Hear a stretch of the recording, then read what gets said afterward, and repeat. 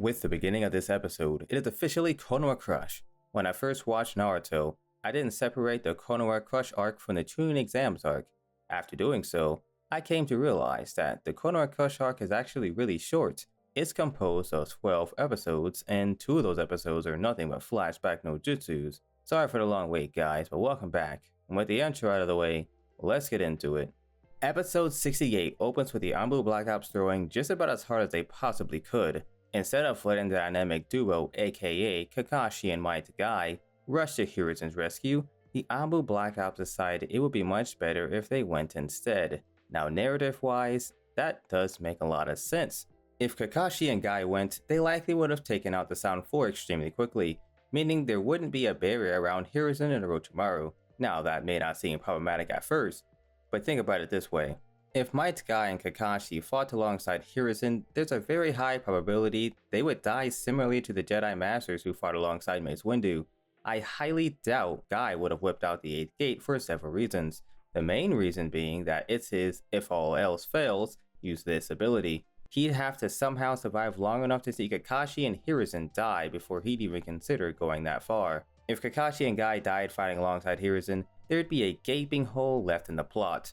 Off the top of my head, Guy could afford dying, but if Kakashi died, oh man, the story would have taken a huge hit. Kakashi not being there, Shippuden would completely change the series. With all that aside, depending on what perspective you take, the Anbu's decision to help Hiruzen makes a lot of sense. You could send your strongest to protect the king, or you could send them to protect the Hokage. If you haven't caught on yet, I'm referencing the lessons Asuma taught to Shikamaru. Most people, myself included, will assume that the Hokage is the king and must be protected at all costs. Honestly, if you gave me a pop quiz right after the Anbu rush to aid Hiruzen, I would have failed even though the answer was already given to us. In episode 56, Hiruzen makes a surprise visit to Iruka's academy class. During his visit, Hiruzen asks the class if they have people that they love, cherish, and trust with all their hearts. The class answers, then one of the students asks Hiruzen if he also has people like that in his life. Hiruzen answers, "Of course, I have my grandson, and all of the people in this village." Hiruzen then looks up at Minato's face and thinks, "Just as it was for you back then." That scene answers the question, in the shinobi world, who is the king? But if that wasn't enough for you, we can look a little deeper into Hiruzen's previous statement. The only reason why Minato isn't alive now is because when crap hit the fan, he threw his life on the line to protect Naruto. By sealing half of Kurama into Naruto, he gave the future generations of the Leaf the best possible chance of surviving should Naruto ever master Kurama's power.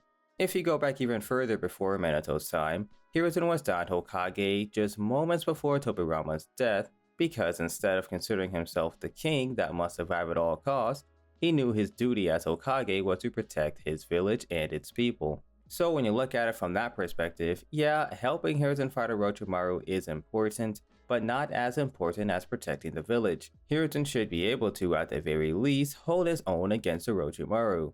All those people in the audience who couldn't pass a Genjutsu skill check, however, cannot hold their own at all. Not to mention, I'm pretty sure the feudal lords are Genjutsu'd somewhere in the audience as well. If they are, that makes Kakashi and Guy's role much more important than the Anbu's. Lord Kazekage, what is this? What the hell do you think it is, Hiruzen? I don't think he needs to write it out in letters that you're under attack.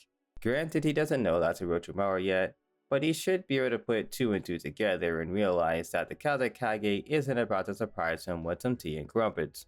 Also, might I add, the fact that the Anbu Black Ops have to run that far to get to the Hokage is kinda disturbing. I know I just went on the whole spiel about who's the king and in the shinobi world and all that, but that doesn't mean the Hokage should have as little protection as possible. Hiruzen should at least have some sensory ninja around him. The Hyuga or Inazuka. Sorry, I must have come down with a cold or something. I'll be sure to keep that under wraps. Squad 1 above, Squad 2 below. Protect the nobles. I know waiting for orders is what they were trained to do, but in a crisis situation like this, you'd think they'd default to protecting the nobles instead of staring at the smokescreen. But then again, they are Konoha's Anbu Black Ops, so you can't expect too much now, can you? The manga definitely made the Anbu look less ridiculous, since instead of having Cell A travel across the cosmos to group up with Cell B, the groups land simultaneously, then immediately spring into action. As you can see, they quite literally spring into action.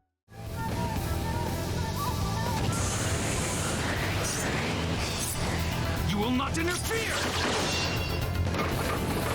Did none of the Anbu Black Ops notice there was literally no blood coming from any of those bodies? Or did they even hear the sound that those bodies made when they hit the roof? They sounded more like bowling pins than humans.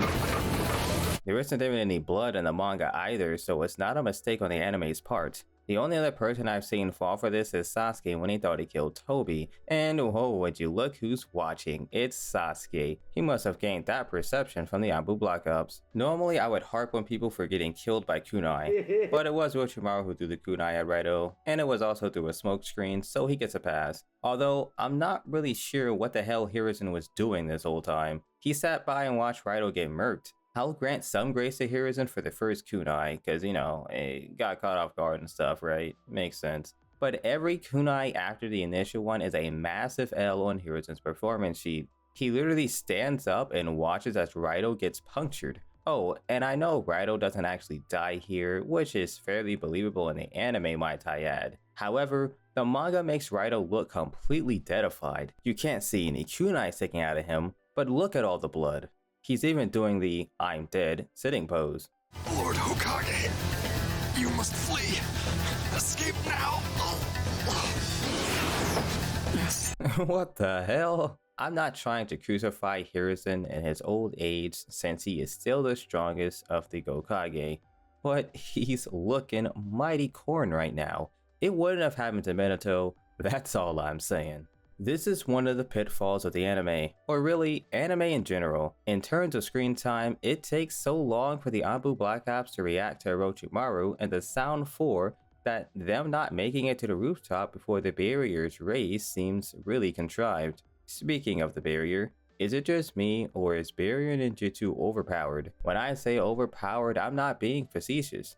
I mean it literally. The Sound 4 in their base forms are nowhere near as powerful as the Anbu or Hiruzen, yet they still made a barrier that neither party could break through. You'd think Hiruzen, the Hokage, the most powerful of the Gokage, master of all basic jutsu of the leaf, could one-tap a barrier made by some mid-jonin level opponents. But he doesn't. I guess it just isn't possible. It seems like trapping someone in the barrier equals GG, no re. It's not like the barrier takes a while to set up either. There are no runes on the ground like the ones used to summon the snakes, nor were there any complex hand seals that needed to be executed. The Sound 4 just slapped their hands together and instantaneously created the barrier. So tell me, who's dodging that? No one. 99% of the shinobi world would get clapped by this barrier jutsu. Imagine someone being led into a trap, or even better, a shadow clone is used as bait to get the adversary inside of the barrier, then blam! Suddenly there's hundreds of paper bombs or one of those Itachi exploding clones, and then the adversary gets deadified. You wouldn't even need either of those if the opponent so much as touches the barrier. That Anbu level ninja got toasted the second he touched it. Now obviously, the Konoha Black Ops are all inferior to the Konoha 12 Jonin, but something tells me if Might Guy Dynamic entreat the barrier, he would have needed Jesus Naruto to show up a lot earlier. Sound Ninja. Astute observation, Hiruzen. That's why you're my favorite Hokage. Just after Hiruzen's 200 IQ moment, the Anbu Black Ops discover Raito's body, and one of the goons says this. Raito.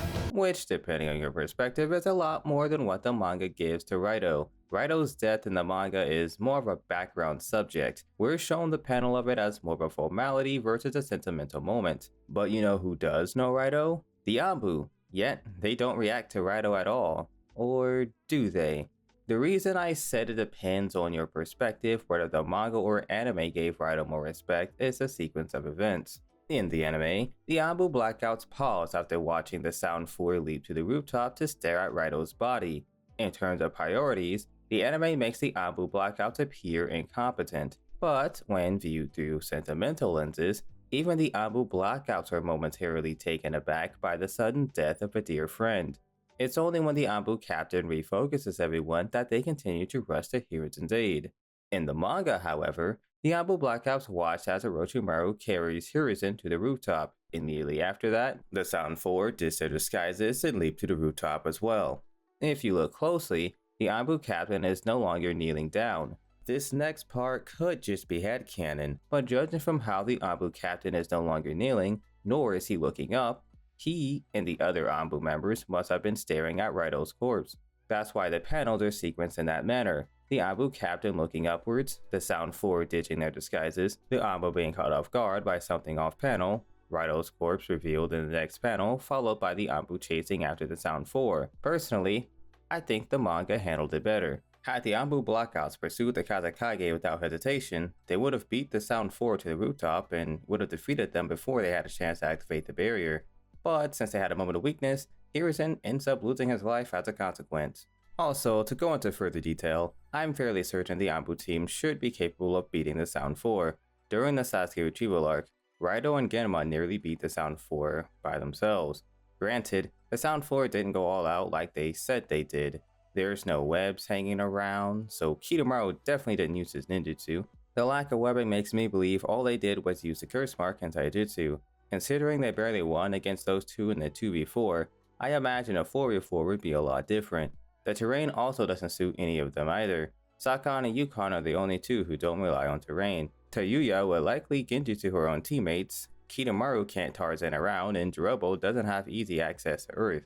With that said, I think the Anbu easily takes these. Beware of traps! Yes, sir! Do it. Poor execution, Orochimaru. It's supposed to be like this. Do it. A barrier! We have to figure out a way past this without dying. But how? That's the neat part. You don't. After seeing the Anbu agent get one-tapped by the barrier, Hiruzen looks at Orochimaru and says, "Grr, Lord Kazekage," which given the recent turn of events seems very anticlimactic. From his perspective, his village is being invaded by the Kazekage and the Sound Village.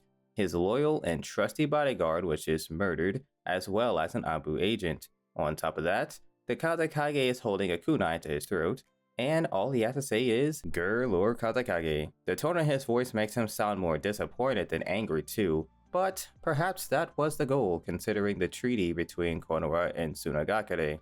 Hiruzen being the strongest of the Gokage could be speaking from a position of power.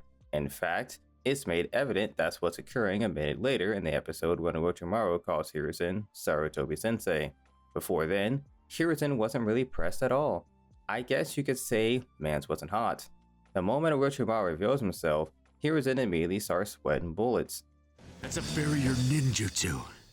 They outwitted the Anbu Black Ops, and the Anbu are supposed to be the best. Good one, Kakashi, but I'm not sure who told you that one. I'm also not sure what Studio Para was trying to accomplish by adding that dialogue. They were either throwing shade at Kishimoto for making the Anbu Black Ops extremely corn, or they were trying to convince us that the Anbu Black Ops are top tier, so if they're losing, then there's no hope. If it's the latter, I didn't buy it for a second because genjutsu at that level doesn't work on me. Every time the Anbu Black Ops are on screen, they're getting memed on. Oh, sorry, my mistake. The one time they weren't, they took out a few animals. Other than that, they have nothing but low showings. Kakashi handpicked Anbu agents to defend Sasuke and they got tapped by Kabuto. Not just tapped anyway, one tapped. I mean, look at these guys, Kabuto has nothing on them. They failed to detect any of the enemy ninja due to them passing the Until Dawn level skill check, and shoot, now that I think about it, when Naruto stole the Forbidden Scroll, that a single Anbu agent showed up to track down Naruto. Considering the importance of that mission, where the hell were the Anbu? Oh, I know, probably getting one-tapped by Kabuto. It'd be funny as hell if Kabuto pulled a Jigen and said, "Is this the best the Konoha Anbu have to offer?" Oh, and before I move on, look at my man Mike Guy's face. I'm glad he doesn't wear a mask like Kakashi. Seeing the emotion on Guy's face made me watching this scene 40 plus times worth it.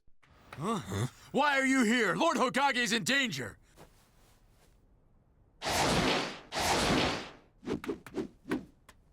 Hiruzen, you freaking scumbag. At this point, I hope Hiruzen went to request Hyuga to be stationed at the tournament and his request was denied. That still makes him a sorry Hokage, don't get me wrong, but at least he tried. Where the hell is Hanabi at least? Did Hiashi send her home when he went to speak to Neji? It literally takes one Hyuga to pop their Byakugan open to go, hey, who the hell are those guys over there? They aren't affected by the Genjutsu. I'm about to sun they ass.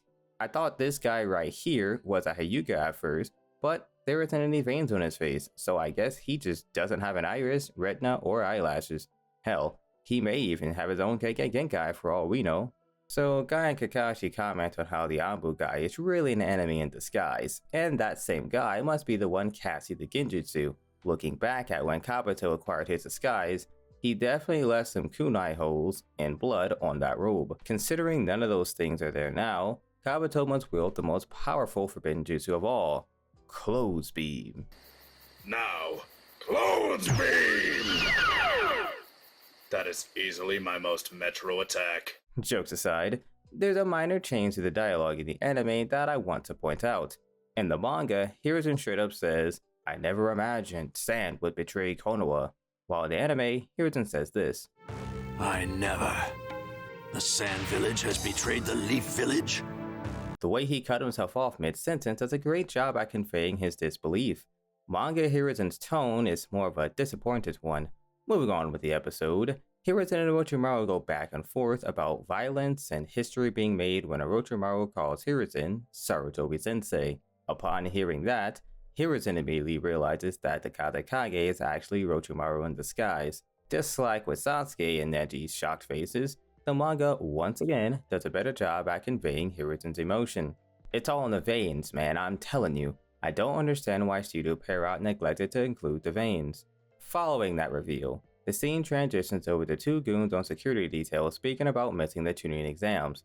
Goon 1 mentions how he really wanted to see the finals because Sasuke, the remaining Uchiha, is participating.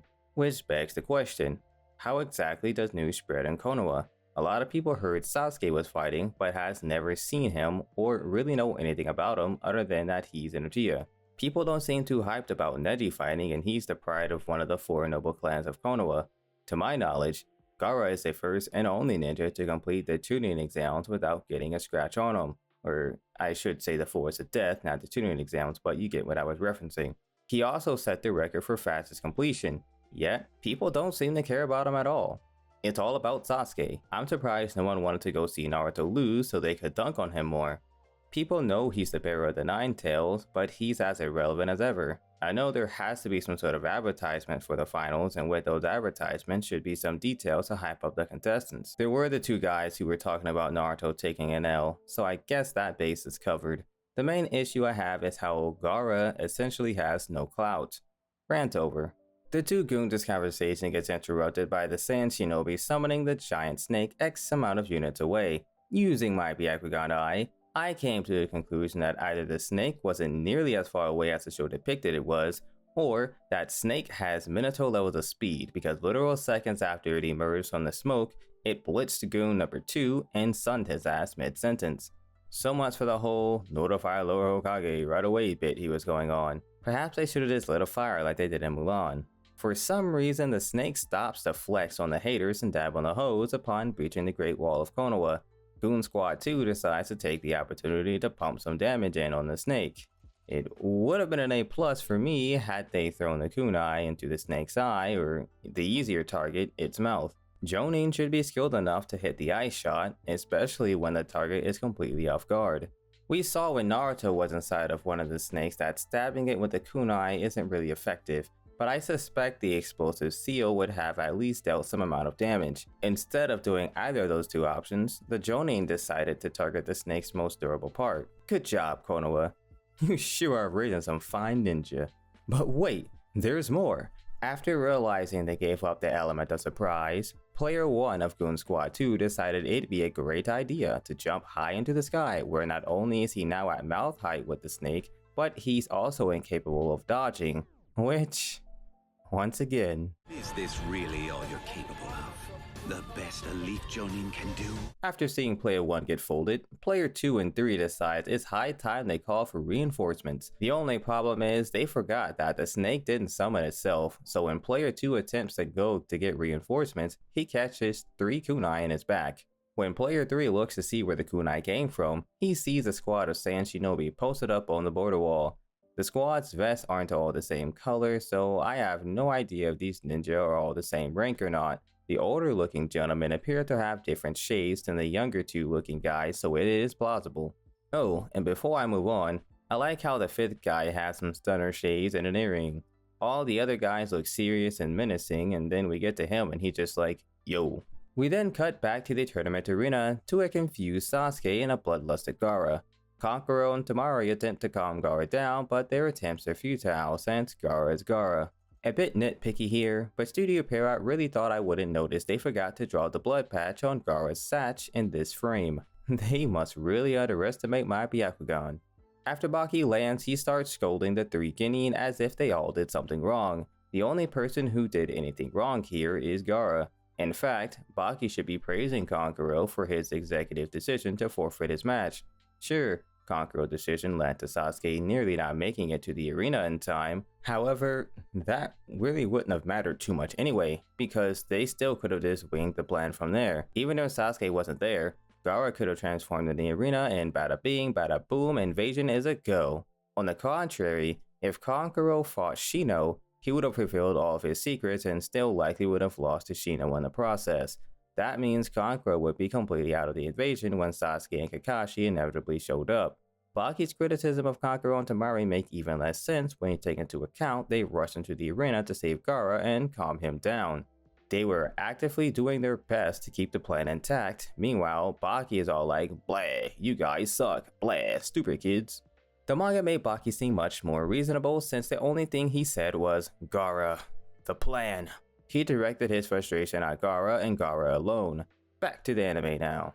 Sasuke starts to and shout and let it all out because he still has no idea what the hell is going on, which makes a lot of sense if you think about it. Sasuke has barely been around recently. He got bitten by Orochimaru in the Forest of Death, but for all he knows, Orochimaru is just some cracked Genin, much like his future self. He was asleep during the Orochimaru talk, so he missed all of that. Then he fought Yoroi, got sealed, then returned to Night Night. After he woke up, Kakashi was like, yo, catch me outside. So Sasuke did, and he learned Chidori. The amount of information Sasuke has is essentially zero. He didn't even see anyone else fight during the prelims since he fought first. All he knows is Gaara bad, Gaara strong, Gaara use sand, lightning beats sand, but first, gotta go fast. Sure, the other Genin aren't aware of exactly what's going on either, but it'd make the most sense for Sasuke to be the Genin to know something. Kakashi probably didn't even tell Sasuke about his attempted assassination. Considering Sasuke is the last Uchiha and the target of Orochimaru, making sure Sasuke was on his A game both mentally and physically should have been a priority. But not just Sasuke, Naruto as well, since he is the bearer of the Nine Tails. There's no way in hell Orochimaru could ever bond with Kurama like Naruto did, but he still could have swiped Kurama away from the leaf, which would literally negate everything Minato sacrificed himself for. I'm not saying the Jonin should have leaked all the info they had to the two, but at the very least they should have been informed that they would likely be an attack of some sort. Imagine how much better Konoha's defense would have been if some of their heavy hitters didn't get one-tapped by Genjutsu. Or kunai for that matter. You know what, never mind, Konoha was screwed regardless. The final tick from Sasuke Chidori finally hits Gaara, which causes him to fall to his knees in pain. Team Baki realizes that Gaara is too injured to go along with the plan, so they naturally start crapping bricks. There's a quick cut to the border wall which displays the exact same thing. The Sand Shinobi are struggling to hold their own against the leaf. One guy even questions where the hell is Gaara. In all actuality, showing the goons panicking wasn't really necessary. However, it is the icing on the cake. It shows that even with Orochimaru and Kabuto, the Sand and Sound Ninjas still couldn't defeat the leaf, which is kind of frightening when you think about it. The Sand Village has been focusing on quality more than quantity, and even ambushed the leaf with the aid from another village, yet they're still struggling. I honestly don't even think Kimimaro being there would make a big difference. Perhaps I'm crazy, but Gaara would still get doodlebot by Naruto off in the forest, so the Sand's big trump card is still negated. I know later on, after Orochimaru loses his arms, Kabuto states that never would have happened if Kimimaro were there, so they likely would have ganked the crap out of Hiruzen even harder.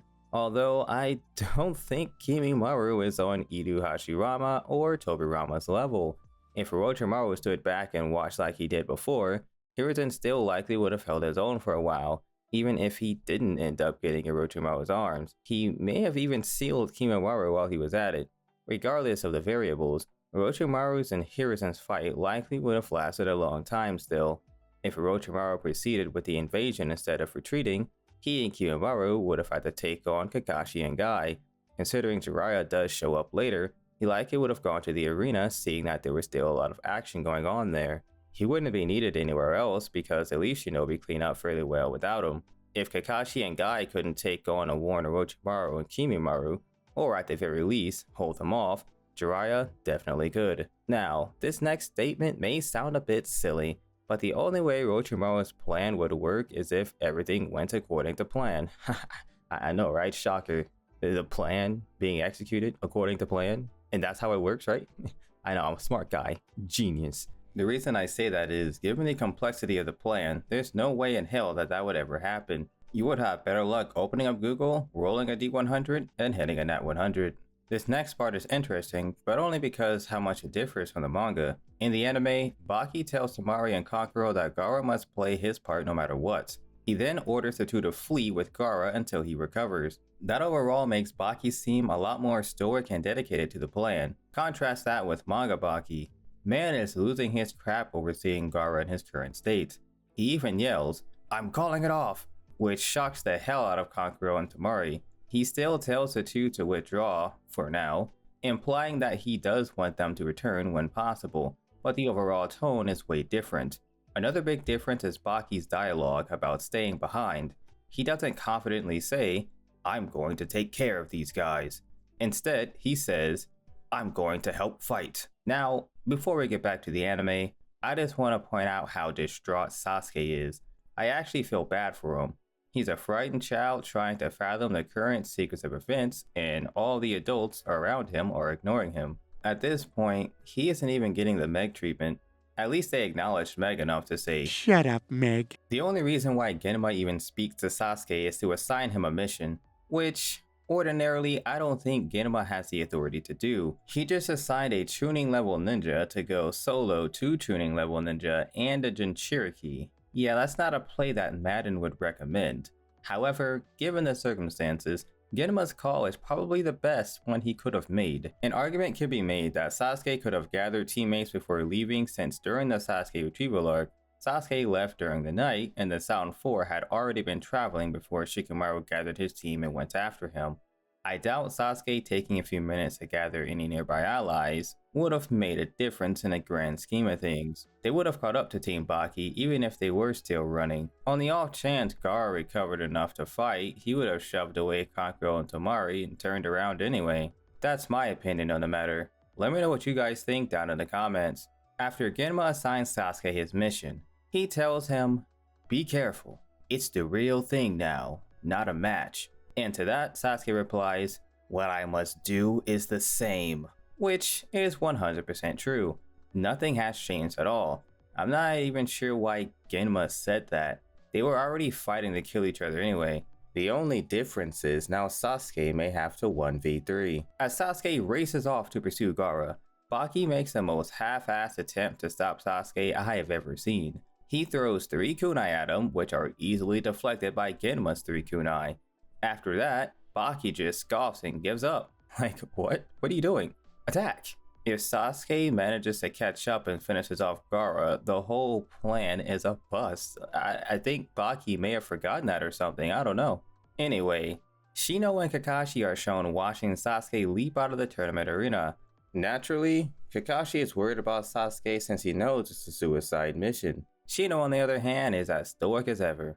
I want to flame him for standing there and doing nothing this whole time, but it's actually a good thing he decided to save his chakra. What I mean by that is, people are literally dying around him and he just been standing there with his hands in his pockets the whole time, watching everything unfold. He's still doing better than Shikamaru though, at least he isn't pretending to be asleep. Well, well, well. We had intended to capture Sasuke while Gaara was causing trouble. But I suppose not everything goes as planned. What? I must be confusion, because I swear Orochimaru said he didn't kidnap Sasuke because after experiencing the power of the curse mark, his thirst for more power will lead Sasuke straight to him. This is a complete 180 from what the plan originally was. In response to Orochimaru stating his plan, Hiruzen asks Orochimaru if the Hidden Leaf Village and Sasuke were his targets, to which Orochimaru replies, Ha! Do you really think that the Leaf Village is so important? and to that I have to say, well, yes. The Hidden Leaf Village is truly that important. Konoha is the most renowned village, possesses the Nine Tails, and they have the strongest Hokage. And Orochimaru specifically targeted the Leaf Village because it's the very village he has history with. Killing his sensei and getting revenge on a village that, from his perspective, did him dirty is why he's here. He's also here because Sasuke, the last Uchiha, is here. And Orochimaru really wants the Sharingan, and the only way to get that is Sasuke, because he's not pulling up on Itachi and getting his eye, and he doesn't know Tobi has a Sharingan, but, well, if he pulled up on Obito, that wouldn't have went well either. So, yeah, with all that in mind, I would say the Leaf Village is pretty important, otherwise he just wouldn't even be here. After lying straight to Hiruzen's face, Orochimaru tells Hiruzen that should Gaara return, he'd be in for a real surprise, which got me thinking, sure, Hiruzen would be caught off guard initially, but I doubt Hiruzen would get doodlebopped by Shukaku. Now, maybe it's just me, but I can't imagine that the Naruto that fought Gaara comes anywhere close to Hiruzen. Might be a hot take, I don't know. But anyway, your stubbornness and incompetence have allowed me to outmaneuver you. I've defeated you. Orochimaru makes a good point. If you paid attention during at least one of my rants, you'd know that he told no lies. Hiruzen has been secretly working at the Sound Ninja this whole time. Despite having a plethora of capable shinobi at his disposal this whole time, Hiruzen managed to set up one of the worst defenses in anime history. His stubbornness and incompetence led him to downplaying Orochimaru as a threat and taking as few safety precautions as possible. I understand Hiruzen being blindsided by the sand, since they did have a treaty after all, but how on earth did Hiruzen not find anything suspicious about a random village hidden in the Sound appearing? The idea of a new village being formed isn't suspicious on its own, however, someone had to vet them and permit their entrance into Konoha. If you recall, when Sakura confronted Temari about Team Baki's reason for being in Konoha, Temari pulled out an ID card to make her case to Sakura. If Konoha made it a requirement for their allies to have an ID, there's no way they wouldn't have made it a requirement for every other village. Right, Hiruzen? That means every member of the Sound Village should also have IDs. Since every member of the Sound Village has IDs, there had to be some sort of vetting process. I imagine a representative from the Sound Village traveled to Konoha to inform them that they exist and would like to participate in the tuning exams. I'd also like to believe Konoha would enforce some sort of preliminary exam alongside copies of the ninja's mission history to ensure that they are in fact getting like they claim to be. That may sound like pure headcanon to you, but think about it this way. We know that the king of the shinobi world are the kids since they are the future. With that in mind, you'd think Konoha would be mindful about who they let participate in their tuning exams, considering the forest of death is a thing. It would be a real shame if a powerful ninja like, I don't know, a Sanin or something like that just waltzed on into the forest of death and nuked all of Konoha's promising shinobi. That would heavily cripple Konoha's future generation. And no, even though I use Orochimaru as an example, I don't mean Konoha having or improving their ID system would have easily foiled Orochimaru's plans. I say that because I can hear what a few of you are saying right now. Owen, you idiot! Not only are you using headcanon, but you truly believe Orochimaru, the Sannin level ninja, with one of the most immaculate jawlines in Naruto, would be stopped in his tracks by such trivial means? Ha ha ha! Omega lol XD! It's not just Orochimaru who could do that. Literally any non-Genin could have exploited Konoha's crappy security. Hell, the Six Paths of Pain probably could have pulled up and enrolled if they wanted. Hiruzen likely would have hit his pipe and been like, you know, These seem like promising beginning. Let them in. Then, boom, just like that, the Leaf Village loses to Konoha 12 inside of the Forest of Death. End of story. Nothing is decided until the very end. I taught you that years ago, didn't I? Orochimaru. Bruh. Freaking Orochimaru, man. This is the most mild of Orochimaru shenanigans, but I still find it wild as hell that he can just wear some paper on his face to perfectly conceal his identity from everyone. It's not just regular paper he's wearing either, since apparently all he has to do is pull the paper off of his face to remove it from the rest of his body. In response to Orochimaru pulling his face off, Hiruzen informs Orochimaru that he knew this day would come, and that he won't go down easily. Going off the intensity in his voice, it sounded like Hiruzen spent some time in a hyperbolic time chamber during the past month in preparation. I thought when Hiruzen derobed, we were going to see Master Roshi levels of muscle. Well, technically we did, just not the version of Roshi I had in mind. I told you, didn't I?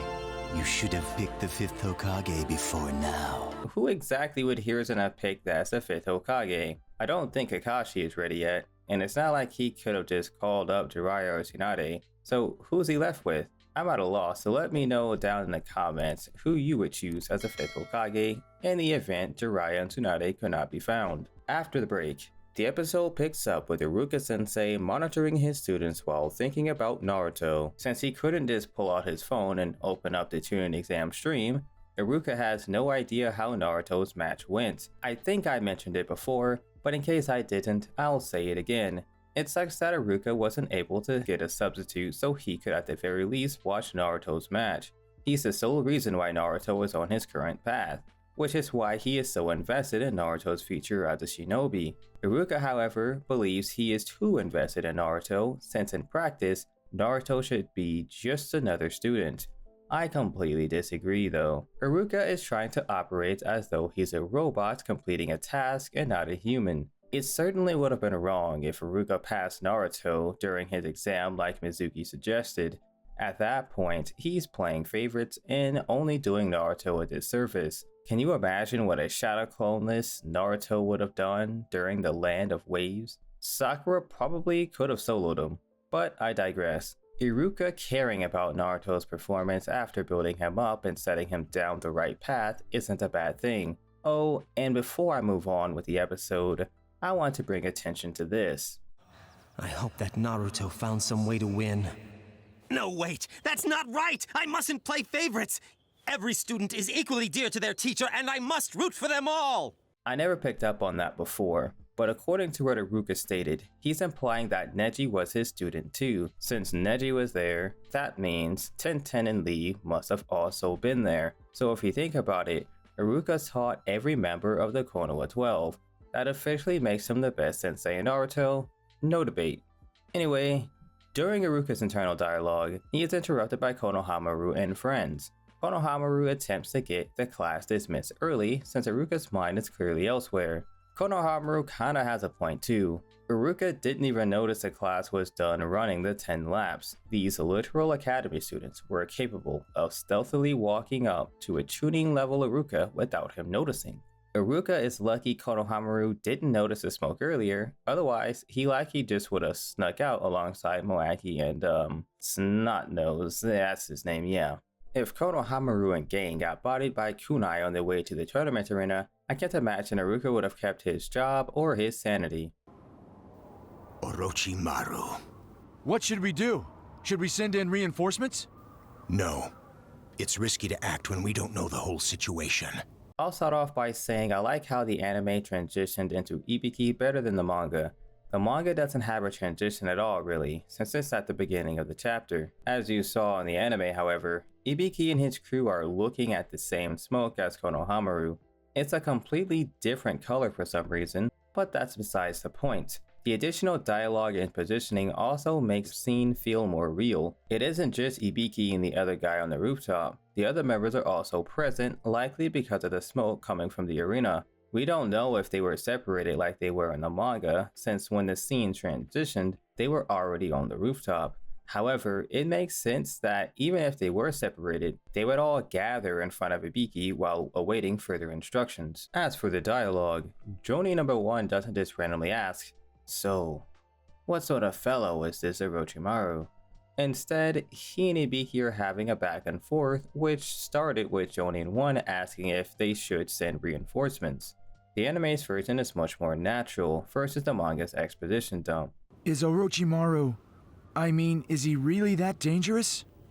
Originally, he was the third Hokage student. So why in the world did he become a rogue ninja then? You see what I mean? Jonin 1 looks fairly young, which means he wouldn't have been around when Orochimaru was a part of the village, so his question seemed genuine. If you're like me, you may have even found yourself asking similar questions as he did. I had the exact same question after Ibiki said Orochimaru is a former student of Hiruzen.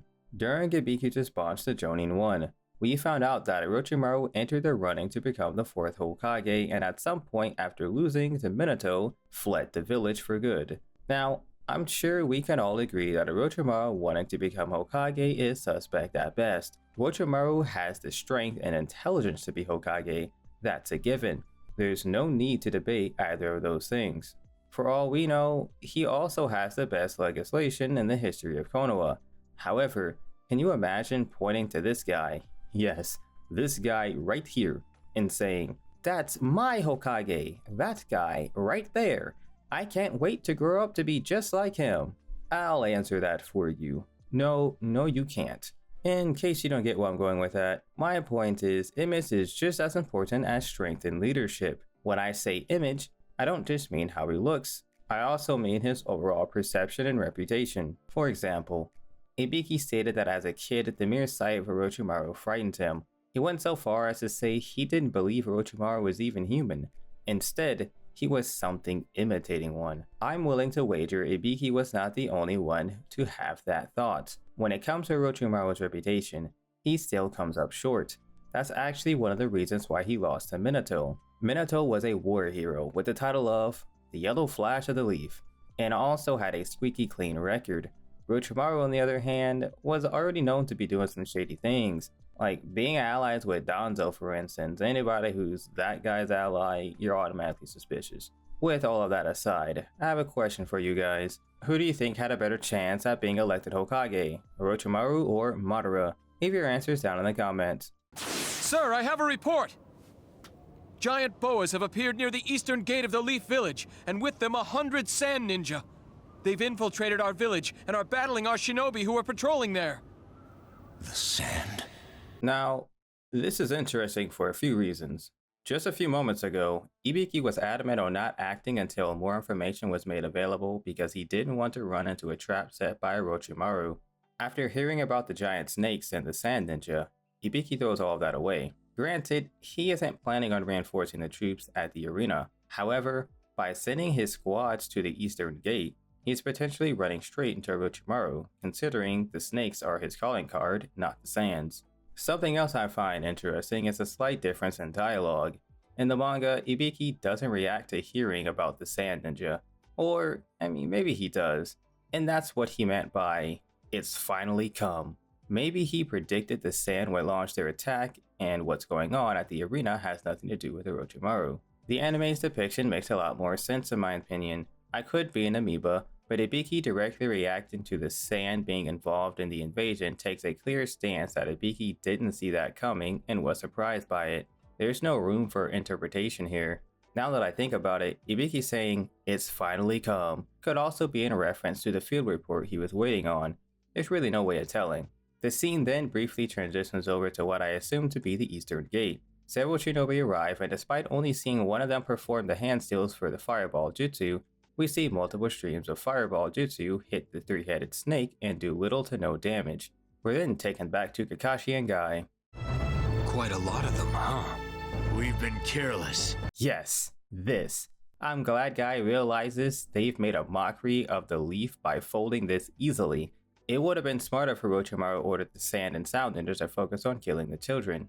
I'm aware that sounds harsh, but if they managed to take out the Genin and Academy students, even if the Leaf successfully defended against the invasion, they would have been effectively crippled. Those two guys did try to murk Sakura instead of Guy or Kakashi, so perhaps they did receive an order similar to what I suggested. However, it more seems like they noticed she was awake and figured, well, she might be dangerous, may as well just kill her. We then see Guy glance over at the barrier once again, seeing that the Kazekage is actually Orochimaru. It's at this point that I realize that every ninja's vision is absolutely insane. You'd think it would take a Byakugan to cover that distance, but nope. It's unclear if Sakura's vision is that good since he only reacts to Kakashi saying Orochimaru out loud.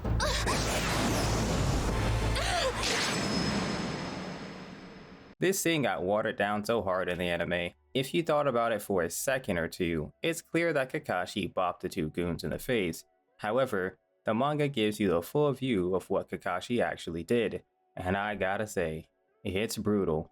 I know that Leaf Ninja didn't particularly have a lot of options, but I still think he should pay those two guys his hospital bill if they received any serious injuries from that.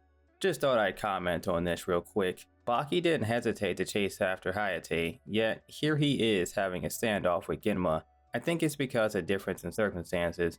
Hayate and Genma are both special Jonin, which means they don't have Jonin level skills in all categories like the other ones. Hayate excels at Kenjutsu, so fighting definitely isn't his weak point. Genma, on the other hand, is a bodyguard of the Hokage. Alongside Raito, another member of the Hokage's guard, he was able to force the Sound 4 into activating the second stage of their curse marks, while being fatigued from a prior mission. This does happen later in the series, so a jump in power, even for background characters, is expected. With that said, it isn't clear whom is stronger than whom, but in my opinion, the information that we have available leans in Genma's favor. So really, it could be a combination of Genma being a tougher opponent and the circumstances being much different. I mean hell, Hayate got one shot. I don't see that happening to Genma. Nicely done, but I'm worried about Lord Hokage. Leave that to the Anbu Black Ops. We have enough to handle here. True, he's right. However, the Anbu Black Ops are sorry. We know this. They fold easier than lawn chairs. Those are not the type of people I would entrust the Hokage's life with. Speaking of the Hokage, the scene transitions to Hiruzen and Orochimaru on the rooftop. To our and Hiruzen's surprise, tears are forming in Orochimaru's eyes. Personally, I'm neither here nor there on the reason for Orochimaru shedding tears. So let me know why you think Orochimaru is crying down in the comments. Were they from a yawn, or was Hiruzen's original accusation correct? Before the episode concludes, Orochimaru and Hiruzen exchange a bit of dialogue. Orochimaru tells Hiruzen that he has grown tired of waiting, so he's setting things into motion himself. He could possibly be referring to the Akatsuki when he said that since he knows they're going after the tailed beast for some grand plan. By attacking the leaf, Orochimaru can get Sasuke and begin training his body after snatching it, so when the time comes, he'd be strong enough to foil the Akatsuki's plans. Although, let's be honest, he would have gotten bodied by Itachi, Pain, or Obito regardless. We're then shown Kakashi and Guy doodle-bopping a couple of Sound Ninja before Kakashi tells Sakura it was worth teaching her Genjutsu. It was worth teaching you Genjutsu during survival training for the Genin exam.